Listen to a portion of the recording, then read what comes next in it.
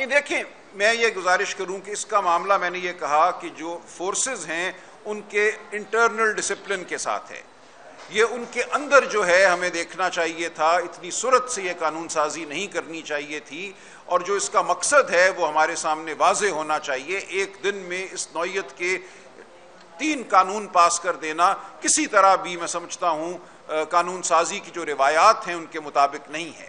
تو کیا یہ واقعتاً سوچ بچار کے بعد ہوا ہے، یا یہ کیا کسی ایک شخص کو فائدہ دینے کے لیے ہوا ہے؟ یہ تمام وہ سوالات ہیں جو ہم اٹھاتے رہیں گے۔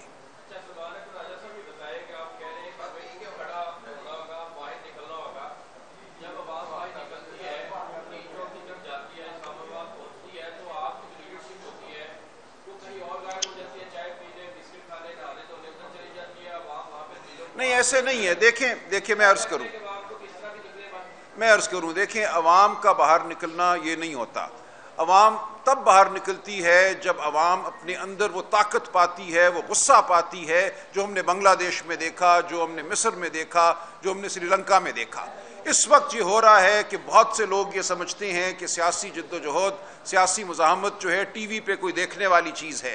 یہ سیاسی ورکر ہیں جو بسوں میں بیٹھ کر آتے ہیں ہر ایم پی اے کے ساتھ 30-40 اور یہ مظاہرے کرتے ہیں۔ میں کہہ رہا ہوں اس طرح انقلاب نہیں آتے، اس طرح ہم اپنی زندگیوں کو درست نہیں کر سکیں گے جب تک آپ، میں، آپ کے گھر والے باہر نہیں نکلیں گے۔ دیکھیں آج سے 1 سال پہلے میں ایک وکیل تھا، میں ایک بڑی پرآسائش زندگی گزار رہا تھا۔ میں بھی چاہتا تو کمپنیوں کی ایڈوائزری کرتا رہتا، اپنے گھر میں بیٹھا رہتا، دوپہر کو گولف کورس پہ گولف کھیلتا۔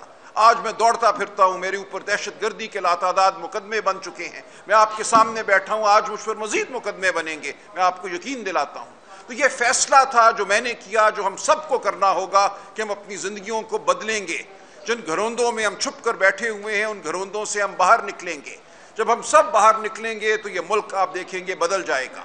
جو کچھ ڈی چوک پہ ہوا وہ ٹھیک آپ کہتے ہیں، وہاں باتیں مختلف ہو سکتی تھیں، لیکن ابھی تک میں نے وہ نہیں دیکھا اس عوام کی طرف سے، اس قوم کی طرف سے وہ جذبہ۔ مجھے یقین ہے وہ جذبہ موجود ہے۔